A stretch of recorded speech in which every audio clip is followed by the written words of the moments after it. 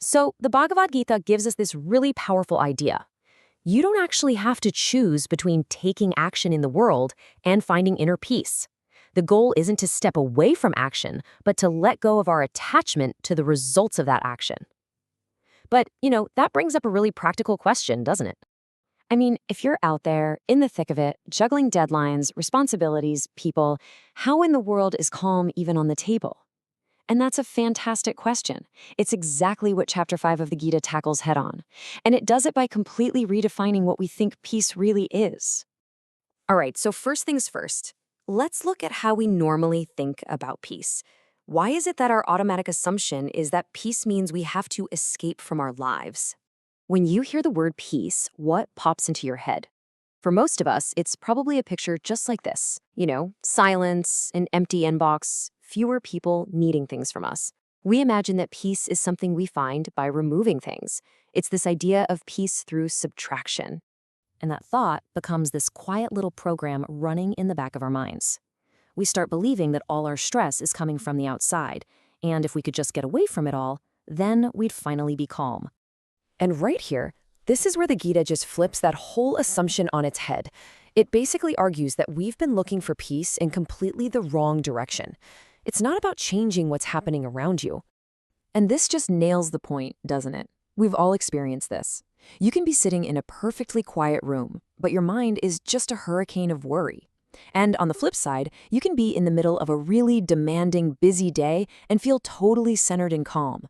The outer world and the inner world, they're not as connected as we think. Okay, so if peace isn't about the absence of activity, then what is it?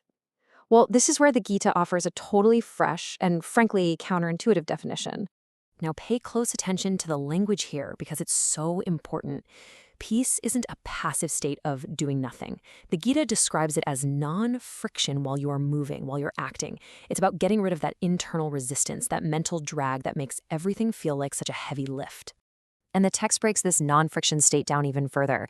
It says this state comes from 3 specific kinds of freedom. First, you're free from the ego's need to claim the results as mine. Second, you're free from that constant nagging pull of wanting more, better, different. And third, you're free from that paralyzing fear of what might happen. And let's be crystal clear about something. This kind of peace has nothing to do with feeling nothing. It's not about becoming numb or some kind of cold, detached robot. And this gets right to the heart of it. This isn't a sleepy, passive state. It's a vibrant, powerful stillness. Think about all the energy you get back when your mind finally stops fighting with what is, when it stops arguing with reality. That reclaimed energy, that is the feeling of profound calm. So if inner resistance is the real problem, where does it come from? The Gita points its finger at one single source: attachment. This is what creates all the inner noise that shatters our peace. Just think about it. You're working on something important, and then that little voice pops into your head. That's the voice of fear, and it's tied directly to a specific outcome. That is the sound of inner friction. And here comes another one, right on its heels. Now, this question has nothing to do with the task itself. This is all about how the outcome is going to make you look. It's the ego terrified of judgment. That's just another layer of resistance that's slowing you down. You see, all these questions, this nonstop, anxious inner monologue, that is what attachment feels like in real time. It's the mind desperately clinging to a certain result, and in the process, it's just churning up a storm inside. And this right here is the core diagnosis.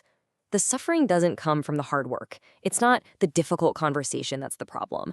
The real source of the pain is our desperate attachment to how it all needs to turn out.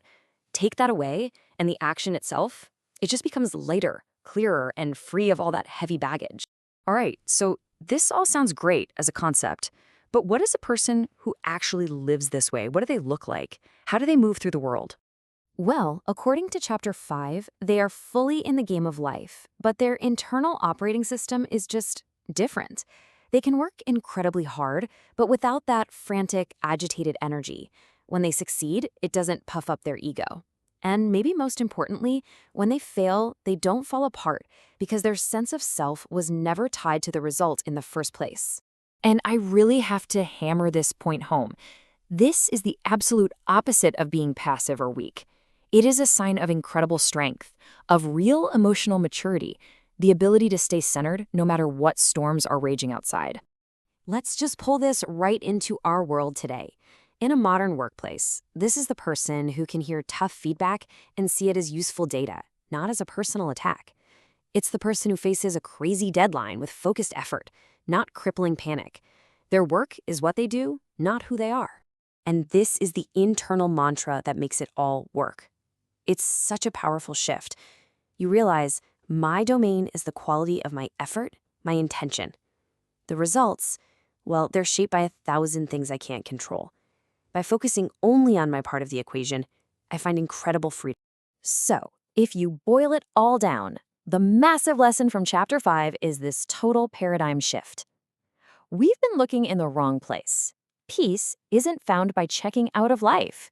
It's found by stepping out of the ego's endless demands and fears. That is the real escape. And that really leaves us with the ultimate question to reflect on. You have to act. That's a given. The world is going to react, often in ways you can't predict.